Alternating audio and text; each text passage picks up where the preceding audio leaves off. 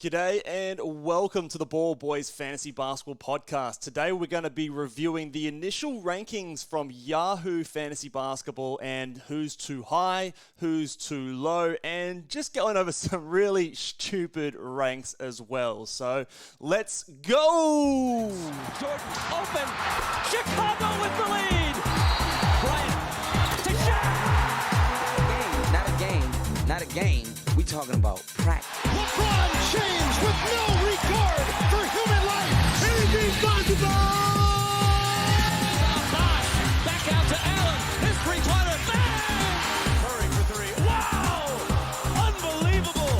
Making it rain in New York. We the North are now we the champions. Not the destination, it's the journey. Mamba out. G'day and welcome again to the Ball Boys Fantasy Basketball Podcast. I'm your host, Mitch Casey, and you can find me on Twitter or X at Ball Boys Fantasy. And like we said at the top of the show today, guys, we're going to be going through the initial Yahoo rankings, which dropped yesterday my time, probably a couple of days by the time this podcast does come out. So, and even since then, even since yesterday, I've just been, going over and preparing for this show and realized that the rankings that I had initially planned have changed. So they're making little tweaks here and there as we go along. Now, the Yahoo rankings, Yahoo's probably the most popular site when it comes to playing fantasy basketball. So a lot of their rankings dictate maybe sometimes the more casual players, but also it does influence even experienced fantasy basketball players in terms of where players are drafted. It kind of dictates where you expect players to get drafted. So if you want to leave them and hopefully get them at a later draft point, say you're really high on someone, you're trying to maximize that value, those rankings do come into play. And especially when you're just scrolling through when they're kind of listed in that order, it does kind of, subconsciously change our opinions and change the average draft position, the ADP data for a lot of drafts moving forward. So it is important. It is important that we look and identify where players are ranked, where players, could be value, where they're maybe a bit too high and a bit of a pitfall. And also at the end of today, we've got some really crazy rankings where obviously Yahoo has just forgotten about some of these players completely, or I don't know what's happened with some of them, but just in case you are, for whatever reason, doing some drafts in August, that you need to be aware of where these guys are ranked. So you have to search for them instead of, they're not going to be appearing at the top of your list. But we'll get that to the end. Before we get into it, guys, very exciting news. I'll be talking about this a little bit more, but the Ball Boys season guide will be back this year. ballboysnba.com will be back. I'm hoping to get it up and running by... I'm going to give myself early September as a bit of a deadline, but there's going to be some new and exciting updates. Now, the biggest change and the biggest improvement that I'm going to be bringing to the season guide this year is updated projections as well as rankings. So last year, I had my top 156 rankings, which was probably more of a head-to-head category leagues focus. This year, I'm trying to broaden the impact, broaden the scope of the season guide to include also roto leagues, points leagues as well, and also include my own projections. So my projections will go 250 players deep, and will also include, I've broken it down to three main things. So I'm going to include my projections and what they equal in terms of a 9-cat rank. So for more your roto leagues, that's probably what you're going to be using, 9-cat roto.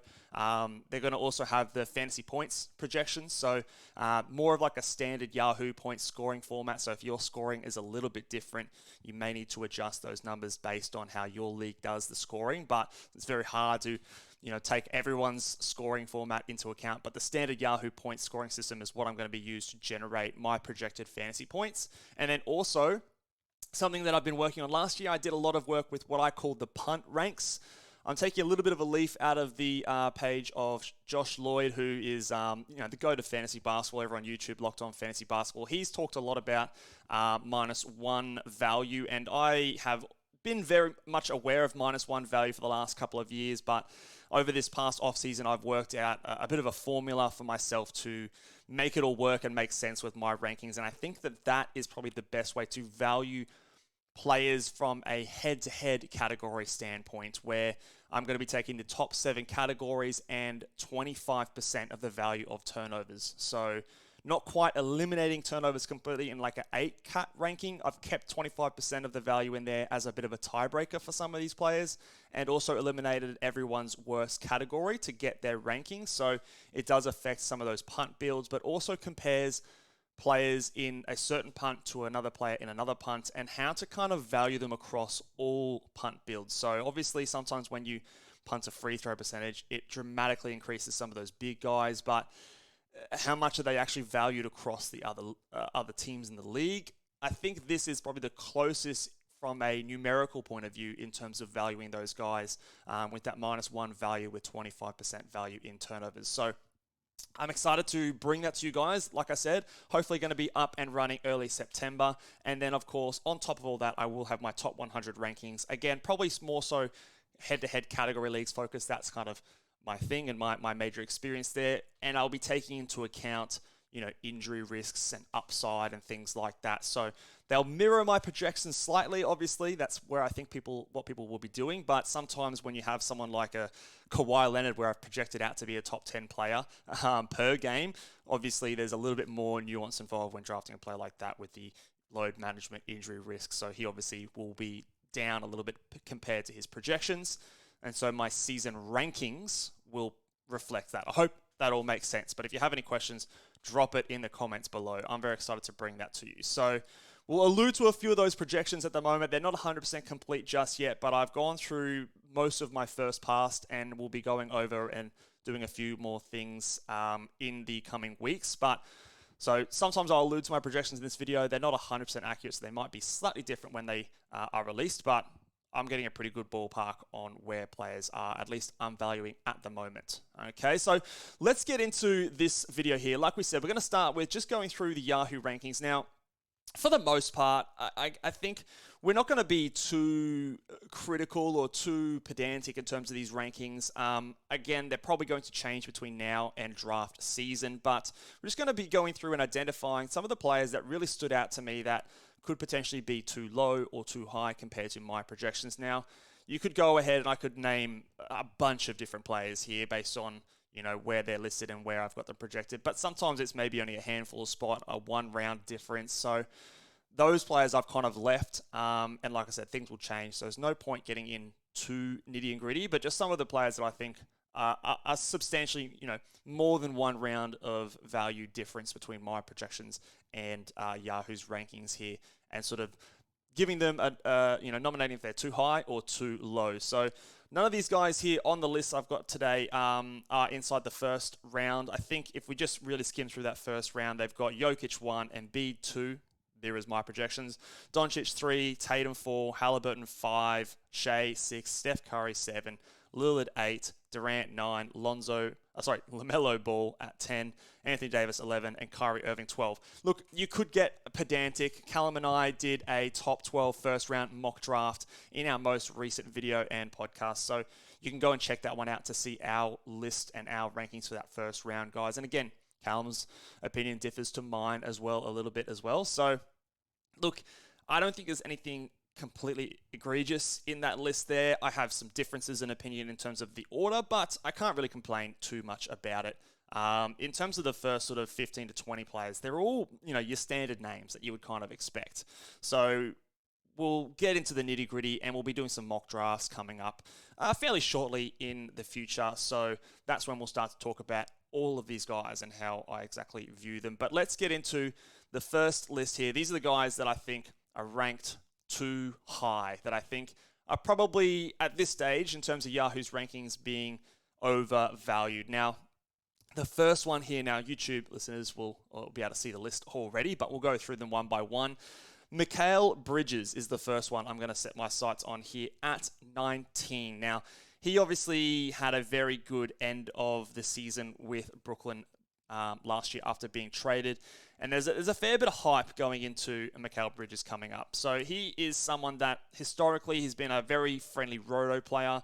He's ranks well because of low turnovers and really high efficiency. Last year he ranked 30th for the league in a per game value, and that was obviously taking into account his entire season. When he moved over to Brooklyn, if I just bring that data up, he did improve dramatically in terms of his scoring. Some of the efficiency dropped off a little bit, and some of the defensive numbers dropped off a little bit, but that was boosted by the increase in scoring. In that time, if I just have a look at him off the top of my head, didn't have it. He was the 25th ranked player, 26 points, 2.5 threes, 4.5 rebounds, 2.7 assists, steal, and shot 47.5 from the field and 89 from the free throw line. So all of that seems relatively good. I just worry a little bit in terms of the small sample size of that, 27 games. Obviously, some of this small samples, him being ranked 25 in that time, has some guys that would be ranked higher a bit further back. For example, someone like a Devin Booker was ranked behind him in that time. If I just scroll down here, someone like a Trae Young was ranked behind him at that time. All these kind of players. LaMelo Ball was injured for most of that. So those kind of things need to be taken into account. And then Yahoo's gone ahead and put him even higher than that. So they think he's going to be better. Oh, jeez, sneezing on the podcast here. Yahoo thinks he's going to be better than that. So 25, they've moved him up to 19, making him a second round guy. I think that's a bit rich for my blood. I think we need to be a little bit cautious when just going, yep, he's a 26 point per night guy, lock it away. I think you might see a little bit of a regression from those kind of numbers and be somewhere between his Phoenix numbers and the Brooklyn numbers. I think he'll be a really good player, but I probably have him more towards the 30s to early 40s at this stage. Maybe not quite getting 26 points, 23. The efficiency could probably stay around there, but also a lot of other guys just taking a little bit of step up as well. I don't think that Mikal Bridges is the kind of a guy that you say, here's the ball, go and get us 25 points per night at this stage. Now, I had that opinion last time when he got traded. I was wrong in the second half of the season because he did go on and play really well. Some people might boost him up their rankings because of the durability. He played 83 games last year, got that extra game with the trade, and that's all fair and good. But again, he's probably a more valued roto player in terms of a 9 category ranking because of his low turnovers, especially if I'm looking at a head-to-head league. He's good across the board, so when you do that -1 ranking and you take his best 7 stats, he's not truly elite in kind of any one category. He's pretty good in points. The efficiency is nice. The threes are decent as well. But outside of that, it's just all decent. And so when I'm drafting inside my first 2 rounds, I'm looking for really big strengths. I'm looking for players who will set the tone of my team where I can maybe start to look at some punt builds if I'm inclined to go that way. But really look at guys who are elite in, a few categories so I can build the strengths of my team and then round it out in the later rounds. So I just don't think that Mikal Bridges will do that for your fantasy team this year. So at 19 in the second round, that's a bit rich for my blood. The next guy here, Jalen Brunson at 31. Now, Jalen Brunson, he was a guy who really broke out last year, was the best player for the Knicks last season. And I don't know if that's a controversial thing to say with Julius Randle on the team, but he was the 46th ranked player. So again, Yahoo's expecting him to get a decent amount better, moving him up to 31 on their rankings. So over an extra round of value. I just don't see where that's happening. I think he's going to pretty much do what he did last year. Maybe there's a bit of a step back in terms of his scoring. I think he went on an amazing scoring clip, 24 points, by far his career high. The usage was extremely high. They've added a couple of little pieces here. Probably they lost Obi Toppin, who was a low usage guy, added Dante DiVincenzo, more of a wing, maybe a slightly higher usage. Nothing too groundbreaking, but I just think we're going to see more of the same from Jalen Brunson. I just don't see where he's getting dramatically better in terms of going from 46 to 31. A lot of other younger guys improving that were maybe behind him last year. So I've got him more back towards the 50s, low 50s kind of area, and I sort of project him to do a similar kind of thing to what he did last year. I guess the difference in opinion here is that Yahoo just think he's going to improve again. And at 31, again, I think there's just better players I think I would rather take at that point. So he is, again, too high for me.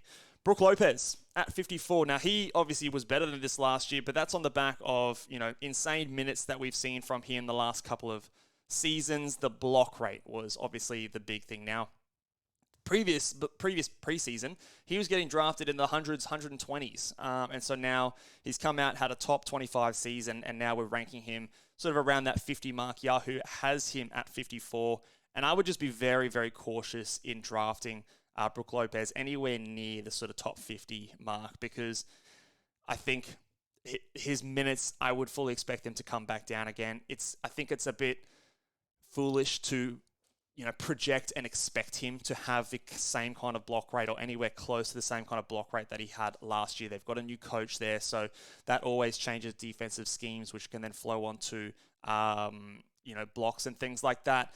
He's old. He's, how old actually is Brook Lopez? He's 35 years old, so again, to expect him after the 2 previous seasons being 113 and 85th in 9 category leagues, to suddenly be, he had that one great season with 2.5 blocks, but the 2 seasons prior to that, 1.2 and 1.5. So I think it's reasonable to expect him to be somewhere in the middle of that, maybe nearly 2 blocks per game. But I think, obviously, again, low steals, low assists, doesn't score a whole bunch. The minutes are probably going to come down as well. I think that whilst Yahoo has dropped him down compared to last year, I don't think it's far enough. And again, you can still get some really good players, I think, at this point near that top 60 mark. And I don't think Brook Lopez is a guy that I'll be really aiming to target at that point. And same with another big man here. And I've got a run of big mans in this list. Jarrett Allen at 56. I'm a little bit worried about Jarrett Allen this year. There's obviously all those memes about him saying the lights were too bright for Cleveland last year in the playoffs. But again, when I've gone through and done my projections and I've tried to apply that -1 ranking, a lot of the big guys that contribute heavy in field goal percentage, blocks, rebounds, low turnovers, they're the guys that get hit a lot. And I've sort of thought this for a long time, but using that -1 ranking and value, I think it's really highlighted and visualized my thoughts on that in a really nice sense, because those guys really contribute in 1 or 2, maybe 3 categories, and they give you really nothing in everything else. So no threes, very minimal assists and steals, the points are low. And so in terms of valuing that player, if you really need those categories, then yes, they're great. But a lot of the times when you're punting threes or you're punting free throw percentage, which a lot of these guys will fit into, you're already really strong in those categories. So they're low volume shooters as well. It's just not extremely valuable, especially for head-to-head leagues. I think for roto leagues, 9 category leagues, they project out a little bit better because obviously you're valuing the turnovers a little bit more. But even still, there's a little bit of concern with Jarrett Allen in terms of if he's traded. He's been in a lot of rumors. Evan Mobley is probably rising still, maybe playing more at center this season and getting a bit more shooting and spacing out there. I think that's the future for the Cavs, and that might happen at some point this season. So I think there's a lot of downside with Jarrett Allen at this spot, who was, if I just have a quick look here at his ranking from last year, hold on, live research happening on the podcast here. So last year he ranked 33. Now, obviously, 73% from the free throw line, 64% from the field. Again, I just feel like those numbers are extremely misleading. His 3 categories that he was positive in was rebounds, blocks, and field goal percentage. That's it. He was negatives in steals, assists, points, threes, free throw percentage, all across the board. So he had more negative stats than he had positive stats when looking at his value. So I just don't think that the rankings reflect his value all that much, especially in head-to-head leagues. And same for Clint Capella. Again, similar kind of story. He is ranked over on Yahoo at 69. Now, there's a lot of people talking about, whether or not he's going to be taken over this year by Onyeka Okongwu.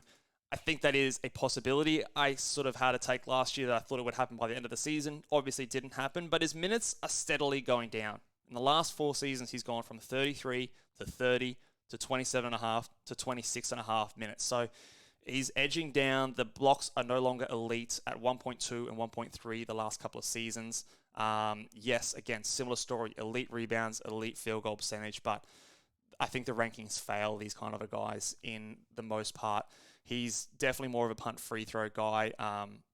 He actually, in terms of his free throw percentage, was his highest in the last 4 seasons at 60%.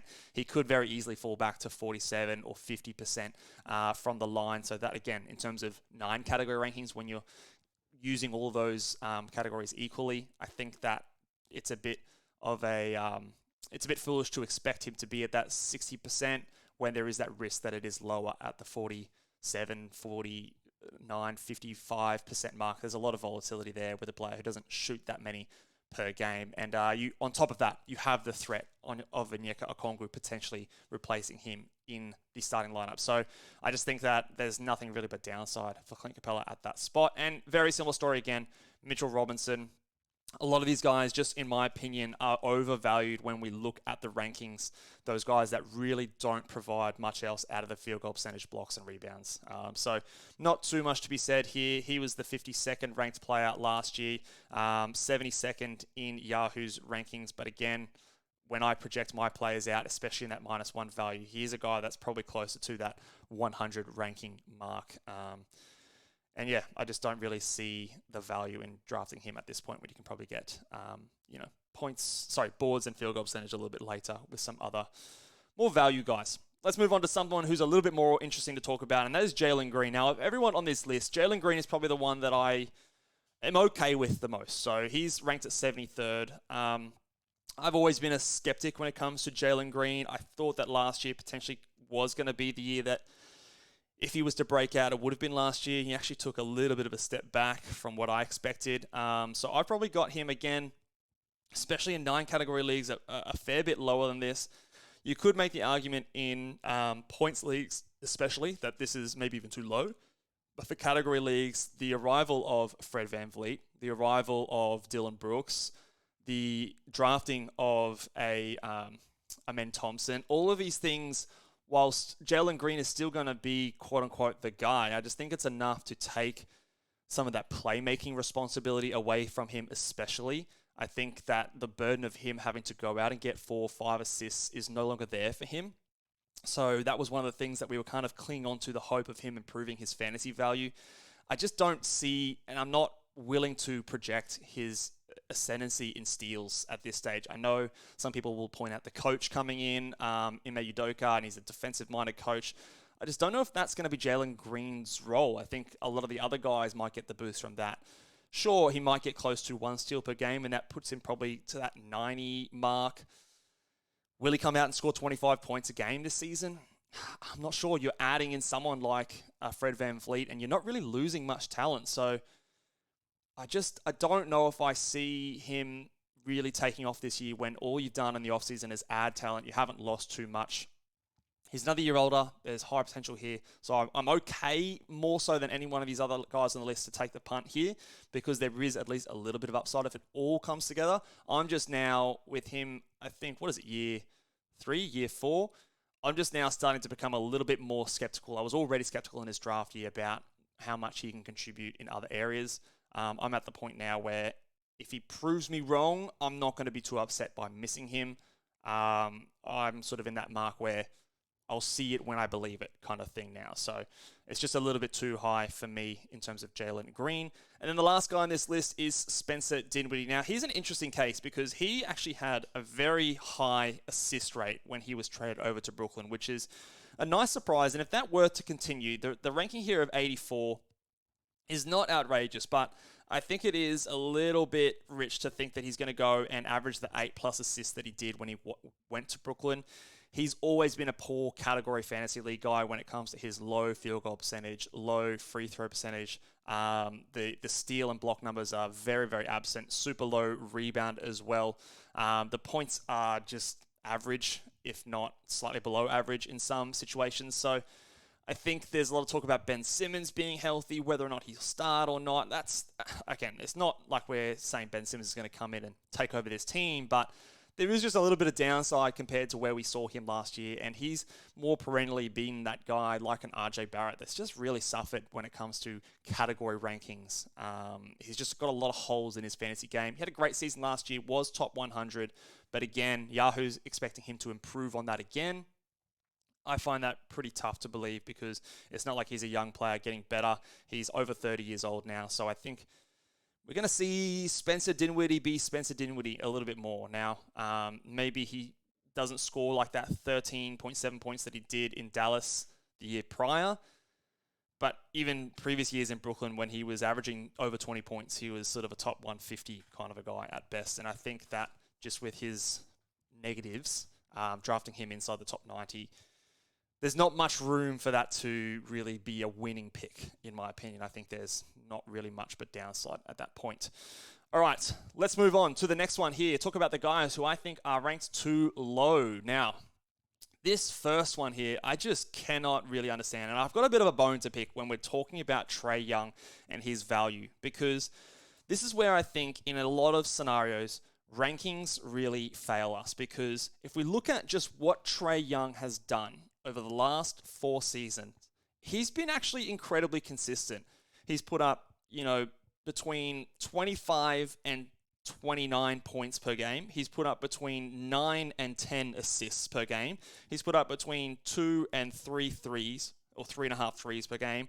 And he's shot from the free throw line extremely high, about that high 80s to 90% on high volume every single season. So his strengths have always been there. The only thing that really fluctuates his value from top 20 to 50th is his sometimes his three-point volume and his field goal percentage. But if you're drafting Trae Young, especially in a head-to-head league, you're not drafting him for field goal percentage. So that is almost irrelevant for you. So in 1920, he was ranked 19th. The next year, he loses 4 points per game and he loses 1.2 threes per game. But everything else is basically the same. And he goes from 19th to 55th. I would argue that, it's a slight regression in terms of those points and threes, but it's not a 36 rankings drop. And people look at that and they see that and they go, oh, we're not drafting Trae Young anywhere near the first round anymore. And I just think that that's an incorrect mindset when looking at a Trae Young. He's going to give you basically 26 to 28 points. He's going to give you 9 to 10 assists. He's going to give you 2 to 3 3-pointers per game. He's going to give you close to a steal per game. Elite free throw percentage on high volume. He's done that every single year.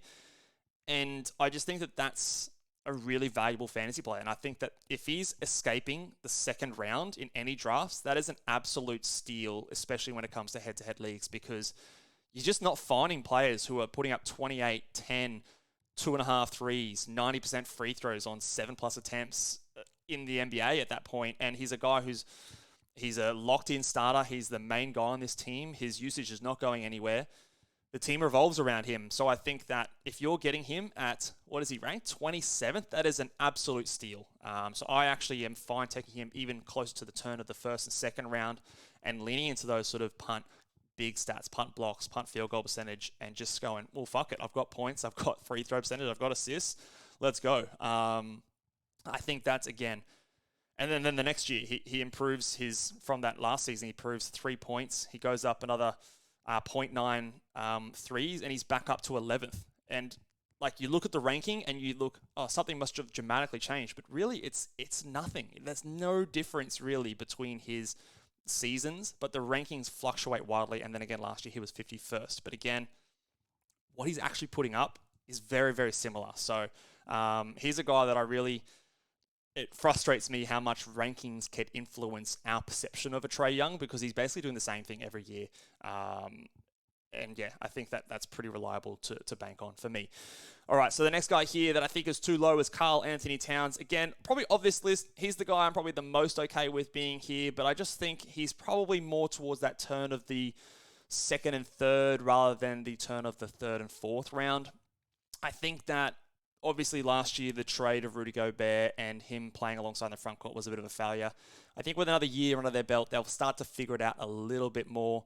You've lost D'Angelo Russell, who was maybe a guy who took up a little bit more of that usage. I think that a little bit of that will go towards Karl Anthony Towns. I think you might see him go up more in minutes compared to a Rudy Gobert. So I think Gobert is going to be the guy that sort of makes way for Karl Anthony Towns to, be his more natural self. He's still in the prime of his career. So whilst I don't think we're ever seeing, especially in this kind of situation, Karl Anthony Towns being that first rounder, I don't think he's more towards that sort of late third, early fourth round guy. So I'm a little bit okay with it because, again, the pairing of those two obviously didn't work and it's still the same sort of situation. But I think he'll be a little bit better than he was last year, probably a round better instead of maybe the same as where Yahoo has him ranked this season. So, but probably the most picky on this list. The next guy here, Darius Garland. Again, I guess it's kind of these guards that put up good points, threes, assists, free throw percentage, but they just don't contribute much in the rebounds and blocks. It hurts their rankings, but you're not drafting Darius Garland for blocks. I mean, at least I hope you're not. I still think when you've ranked him at 40th, you just, again, this is where I'll lean on that punt block rankings or the -1 rankings and take out the turnovers a little bit. You ignore the blocks when you're drafting a Darius Garland. To me, he's a clear 3rd round guy, not a 4th round player because of that elite, very, very good, great assist rates. And, he's still extremely young, not even 24 years old yet. So I think him and Donovan still going to work it out a little bit more. He also, I think, was start of the year a bit injured, so it took a little bit while to get going. I expect him to improve on last season. And again, being the 50th ranked player that year, when you compare his stats to the previous season where he was 37th, there's really not much difference. It's 0.8 assists. It's 0.6 rebounds. And that's it. That is literally it. 0.8 assists and 0.6 rebounds, dropping you 15 spots. I just don't think that that's really reflective of his value. And again, on top of that, it's all the 0.1 blocks. He's not contributing anything in blocks, and that dramatically reduces his ranking a lot, in my opinion. So I think that he is undervalued a little bit there. And this one here is a bit more Evan Mobley. I think a lot of people might disagree with this because we haven't seen it yet, but I think Evan Mobley is shaping up to be a guy that is one of my dudes this year.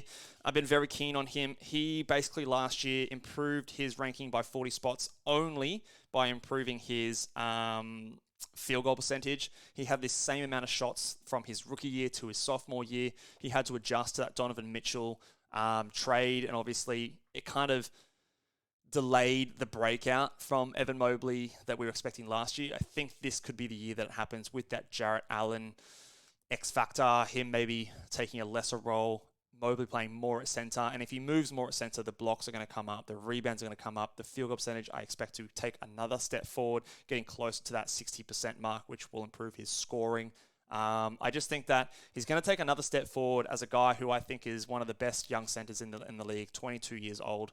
And again, I talk a little bit about rare combination of stats. When you can give me points, rebounds, assists, and blocks, I think that's extremely valuable versus some of those guys we had in the too high rankings that just give me rebounds, blocks, and field goal percentage. I think this kind of a player, to me, is a little bit more value than potentially what sometimes those rankings suggest. So that's maybe more of a personal gut feel for me. I think he's probably more of a 3rd round guy, again, instead of like that late 4th, early 5th round.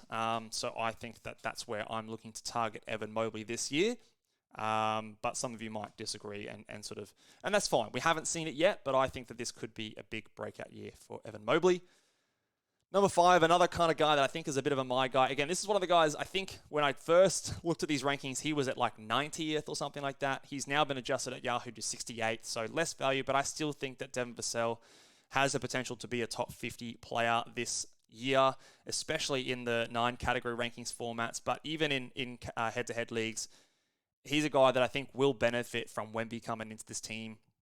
Wemby's going to garner all the attention, and Devin Vassell is going to get the benefit of a bit more space, a bit more freedom to do what he wants. He had a lot of injury trouble last year, and I think with Wemby coming over, they'll probably be tanking a little bit less and being a little bit less cautious with his return, even if he does pick up some niggles here and there. I can see him potentially being the highest scoring player on this team, especially if like a Johnson goes to the bench, Keldon Johnson goes to the bench, which is the early rumors and reports. I think that someone like a Devin Vassell will definitely benefit from that as being sort of the main wing primary scorer on this team, and he can do it a lot more efficiently. I think the free throw percentage regressed a little bit last year. I expect that to jump back up. The steals to maybe bump up a little bit more to what we know he can do. So I think for him, at 68, I think that's a good steal there for a guy that has top 50 upside. This next one here, Jalen Duren, another guy who got adjusted. I think he was like in the 200s or something like that prior to today, but he's moved up to 104. Definitely better. I still think he's probably maybe a guy that in the 80s you can probably look at. So not insanely off, but I just really like the fact that he was extremely young last year. I think that his block rate is going to be a lot better. I hope, my fingers are crossed, that he plays a little bit more at that just the only big guy. If they do run like a Marvin Bagley or a James Wiseman out there together with him, Isaiah Stewart even, that probably doesn't help him, but I think Detroit are ready to start to put more lineups out on the floor that are a bit more focused on winning rather than just kind of, squeezing as much value out of these guys that they've traded for as possible. Because I think it's fair to say we all know that those big guys that they've traded for in Marvin Bagley and Wiseman being high draft picks, it's time to let go, guys. I don't think they're going to be very good, and especially in a team where you've got Duran, I think he's going to be the cornerstone there. So I expect his minutes to come up, and I also expect just being the young player that he is to get better. And I think there's already reports about him and Cade tearing up the Team USA stuff. So we'll see. I think that one will start to move up in terms of rankings. Ben Simmons is the second last one here, 161. Now, Ben Simmons was terrible last year, no doubt about it. But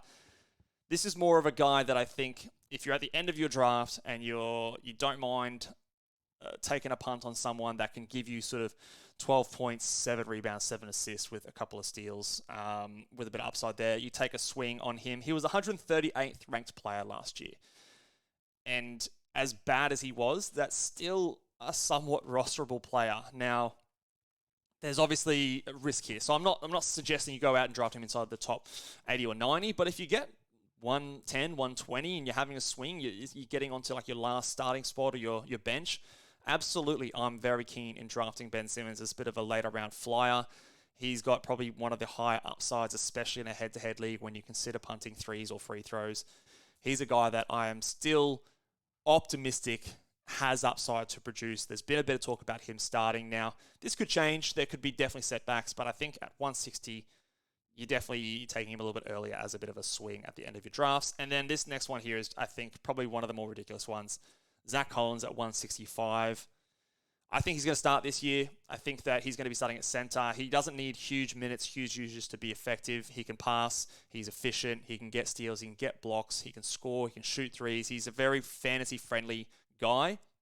I think he's actually a decent player as well. So I think at 165, this is way too low. I would be happy to take him probably inside the top 100, in my opinion, assuming that he is going to start. Now, we'll need to confirm that, but I believe that will be the case at this point, just to protect Wemby from playing center too much this year. So I think at 165, he is one of the better values at this point. All right, let's get into this last little segment here. I'm going to talk about some stupid rankings. Now, these guys, again, look over on YouTube. You can see them up on the screen here, but these guys just don't make any sense to me. Probably the top one makes the most sense because he is a rookie. But Brandon Miller at 182, I think he probably will start actually opening night. I think out of him, Hayward, and Miles Bridges, he's definitely the guy that they're most invested in the long term. So I think he's going to start either at the 3 or the 4. Could be either way. But at 182, that means he's not getting drafted in standard leagues. And I think he's definitely someone worth a flyer. So I think that's a bit dumb. This one here is the worst one out of all of them. Trey Murphy III, 244. Trey Murphy, the guy who was top 50 last year, is suddenly just falling off the face of a cliff. I just don't know what's happened here. Someone stuffed up at Yahoo there, because there is no world where this makes sense. He was 44 last year. Now, I think that was a little bit misleading because of his low turnovers. It boosted him up. But 244, like, what are we doing? That obviously nonsense.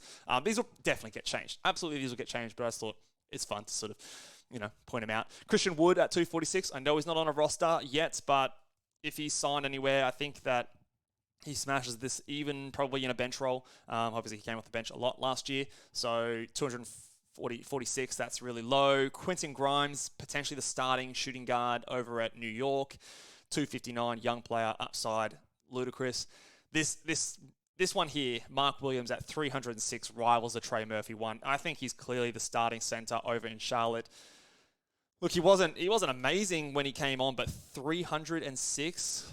Come on, guys. This is obviously going to change, but he's going to give you, again, I don't love those big men that give you just limited stuff in a few categories, but he was 127th last year. What is he? Why is he twice as bad this year when he's a year older? There's PJ Washington's not signed yet or anything like this, so I don't get it at all. And then we've got some younger guys. So Jeremy Sohan, 325. I think he still starts. He's young. He's got upside. 325. Crazy. And then we've ranked the top 3 rookies in draft order when it comes to Wemby, Scoot, and Brennan Miller. And then we've just forgot about the rest because Asar Thompson, 542, Amen Thompson, 547, Keontae George, 572. These guys are all guys that should be drafted in 12-team standard leagues, in my opinion. They've got upside. Yes, it might be someone you drop later on, but you've got to take that swing. They're all extremely talented. They're all probably going to have decent roles on their teams early on in the season, especially the Thompson twins. Their per-minute value is extremely high that you have to take the punt. And when you're outside the top 500, that's like you're not even playing a single minute in the NBA. There's only so many. I don't even think there's that many spots in the NBA with Keontae George at 572. So Yahoo's clearly just forgotten to rank these guys or haven't done it yet, and they've just gone, fuck it, just put the rankings out already. We can do those rookies later. Just do the top 3, and then we'll figure the rest out later. So I don't know. Clearly that's going to change, but I just thought that was hilarious with those guys outside the top 500. So clearly that's going to change. But for now, if you are doing crazy early drafts, don't forget to search up those boys at the back there. So that will do it today for us, guys. Make sure, again, if you enjoyed the podcast, go and give this video a big thumbs up. If you can, I would love you guys to go over to Apple Podcasts and give this podcast a 5-star rating and review. Tell us what you like about the show and what you hope to see of more in the future. That would be very, very nice. Make sure you guys are subscribed to the YouTube channel and wherever you listen to your podcasts so you can stay up to date with all the videos and pods that I'm putting up. But until next time, guys, catch you later. Bye.